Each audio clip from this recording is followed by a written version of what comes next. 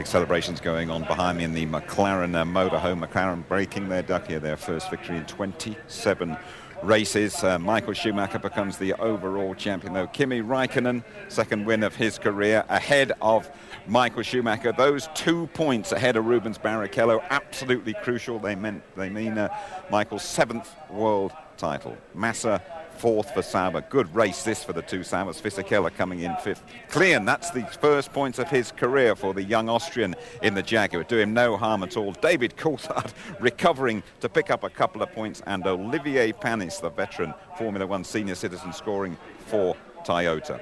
So it's 40 points clear, 4 to go. It means Michael Schumacher is the world champion. Even if Rubens wins the rest of the 4 races in the season, Schumacher wins it on countback. We go straight to the press conference. Ferrari Marlborough, second and clinching his 7th Drivers' World title mathematically, Michael Schumacher for Scuderia Ferrari Marlborough, and winning for the 2nd time in his career for West McLaren Mercedes, Kimi Räikkönen. Kimi, an eventful day, a great race, and an alarming first corner from your point of view. It looked as if Felipe Massa was right up inside you there. Yeah, I got quite good start and went outside, and halfway through the corner, I think so was Massa hit me on the rear. And the car felt it really funny, and I almost came in because I thought that something broke on the rear.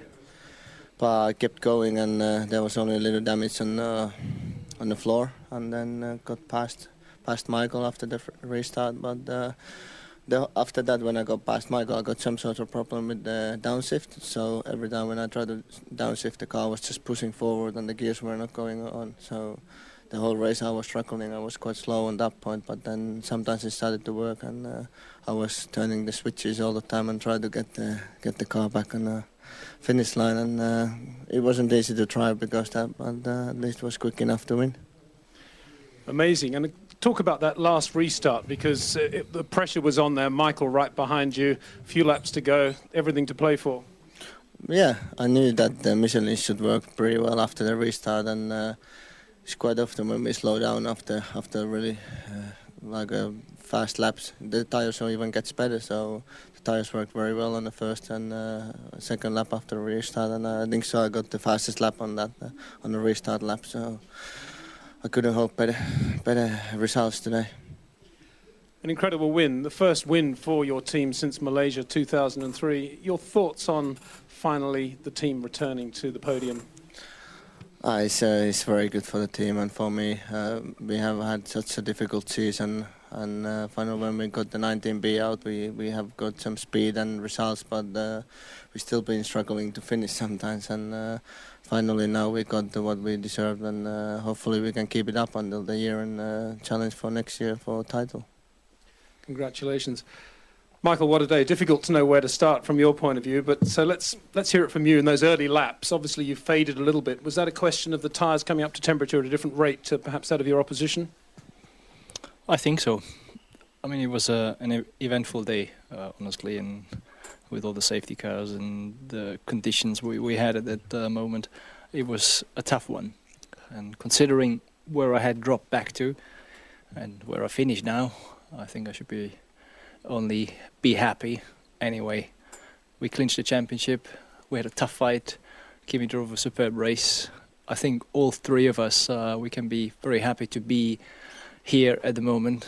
If you imagine what happened to Rubens, and still he managed to come back to 3rd position. So it's a great day for all of us, and I'm just so delighted and happy. I would have honestly and obviously rather finished the championship by victory, but today we simply weren't strong enough in the right moments, and that's the way it is. We have won so many races this year.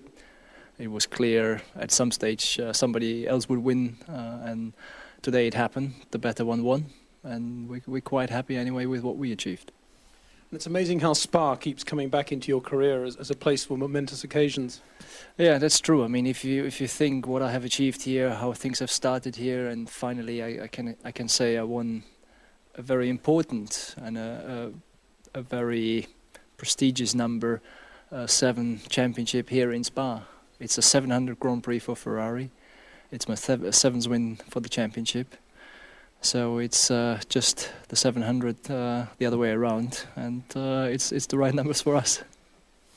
Congratulations. Rubens, for you, what a day as well. Contact, I also think, with Felipe Massa right at the start there at La Source. Well, to be honest, I have to go and see on what happened on the video. I had a good start, and I think I had covered Fisichella quite well. Then as I turned into the corner, there was a contact. I was able to keep on going, but soon I saw that it was the damage to my rear tire.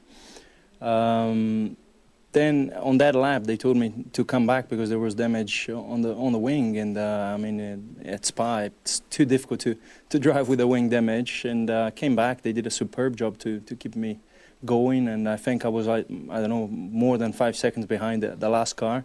So yes, I had a day that I kept on pushing the whole time. So I have to be happy.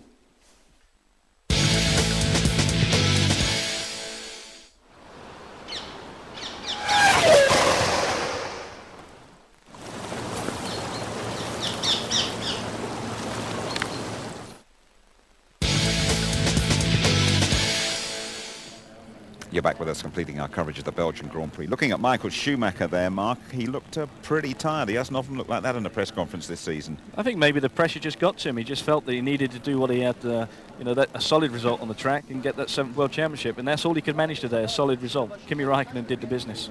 And what about the start? I said have a little look out for it, didn't I? And things do tend to happen here at Spa in that particular area. Well, I mean, you see some great starts by the Renaults again, rockets as we've always seen this year, but what happened is Mark Webber really caused the whole concertina effect. He got up with Barrichello, just nudged him, lost his front wing, and then they get down into the Eau Rouge area, and then it all starts to go off with Sato. We get this big problem by the top of Radion, and there's cars just going all over the place. Very, very dangerous, and there's some very lucky guys out there. We could have seen something a lot worse than that. Unfortunately, one of the Jordans runs in. Webber, who held his hand up and said he braked too late and probably started all Sato, Bruni and Pantano all out of the race after that. The start of many fascinating incidents here at Spa. Fernando Alonso looked very, very lively, didn't he? But then he got an oil leak, it got onto his tyre, and that car was uncontrollable, that Renault. Alonso was very racy at the beginning, and I think he had a very good chance of actually pulling off the win if the car would have stayed with him. We heard Briatore say about the Renault engines are powerful, but it doesn't look like they're that reliable at this moment. It definitely seems to be an oil leak. Whether it's engine or gearbox, we'll have to wait and see. But, there's no way a driver can control this. If you've got oil in the rear tyres, that's the end of it. You're out. A blank day for Renault and BAR, who are battling each other in that Constructors' title. Jenson Button said he's never been as lucky as he was today in his accident. 200 miles an hour. Yeah, 205 miles an hour at the end of the straight there. Very lucky boy indeed. And you can only imagine what would have happened if the unfortunate Minardi hadn't have been there. Jenson would have been speared into that barrier there on the left-hand side of the picture.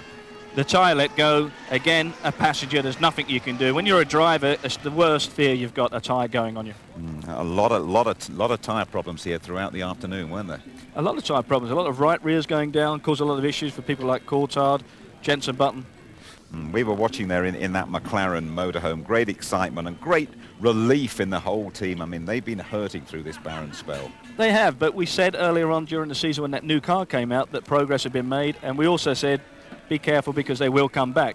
Today they've done it. And David Coulthard, I mean, he had lots of problems, didn't he? But he actually managed to nick a couple of points, didn't he? He did. He was in the pits a lot of times, but he came back, he kept his head down and got on with it. But Kimi Räikkönen, what a man today.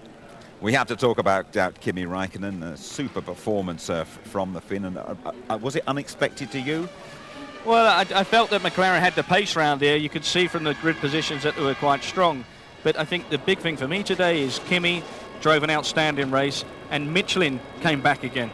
We've seen 2 Michelin wins this season out of a Bridgestone whitewash, but today's a special day for everybody concerned here. It's a strange sport, this one. Everybody comes away from Hungary going, this sport has got such problems, it's terrible, it's such a hard watch, and then we get a spectacular hour and a half like this. That's Formula One. You throw all the balls up in the air and all of a sudden they all drop down at once, and we've got a lot to talk about. but a fantastic day today. I mean, I've seen some great racing, great overtaking manoeuvres, but, you know, super Grand Prix. And we must mention the Saubers are both up there in the points, Massa and Fisichella. You picked them out before the race. You felt they'd go well here today. Yeah, we felt they'd go well because, again, they had the Bridgestone for the durability side of things. But I think Ferrari have been working with those guys. Their car is picking up, and they're definitely scoring points consistently. Sauber are creeping up in that Constructors' Championship. Another driver who fascinates me at the moment is Rubens Barrichello. Always gets the job done. I think I'm right. He's the only driver who's finished every race. Always gets the points, gets no glory. Well, I think he's just used to sitting on that podium up there, isn't he, in third place. Again, Rubens got a car under him, what got him from the last place all the way into the podium position. Typical Rubens Barrichello. A final word for you about the world champion. We've spoken about him so often this season, and do you really believe he's going to pack in, or is he going to come back and be hungry for more? What do we think? He's going to keep going, Jim. He's the hallmark of Formula One. I agree with you.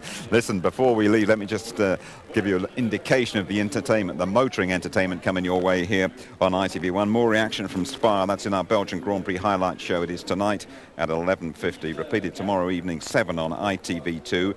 Speed Sunday with Vicky Butler Henderson and Jason Plato. That's at 2:15 next Sunday afternoon. The Goodwood Revival meeting, that starts this Friday. It continues throughout the weekend. I urge you to get there if you can. It's a wonderful weekend of motor racing nostalgia.